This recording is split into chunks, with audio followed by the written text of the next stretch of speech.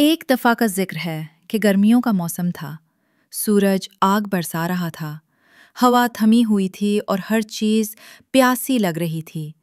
ایسے میں ایک کوا بہت دیر سے آسمان میں اڑ رہا تھا۔ اس کی زبان خشک ہو چکی تھی اور پیاس سے اس کی حالت نڈھال ہو رہی تھی۔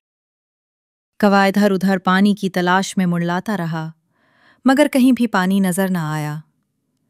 تھک ہار کر وہ واپس مڑنے ہی والا تھا کہ اچانک اس کی نظر ایک درخت کے نیچے رکھے مٹی کے گھڑے پر پڑی۔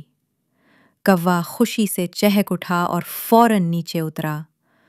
اس نے گھڑے میں جھانکا تو دیکھا کہ واقعی پانی موجود تھا، لیکن بہت تھوڑا اور نیچے تھا۔ اس کی چونچ وہاں تک نہیں پہنچ سکتی تھی۔ کوا کچھ دیر پریشان کھڑا رہا، پھر اس نے چاروں طرف نظریں دوڑائیں۔ اسے کچھ چھوٹے چھوٹے کنکر نظر آئے۔ اس نے فوراً ایک ترکیب سوچی۔ وہ کنکر اپنی چونچ میں اٹھا کر لایا اور ایک ایک کر کے گھڑے میں ڈالنے لگا۔ ہر کنکر کے ساتھ پانی تھوڑا تھوڑا اوپر آنے لگا۔ کوا بار بار اڑ کر کنکر لاتا اور گھڑے میں ڈالتا۔ یہ سلسلہ اس وقت تک جاری رہا جب تک پانی گھڑے کے منہ تک نہ آ گیا۔ آخر کار کوا خوشی سے چہک اٹھا۔ اس نے پانی پیا، اپنی پیاس بجھائی اور آسمان کی طرف خوشی خوشی اڑ گیا۔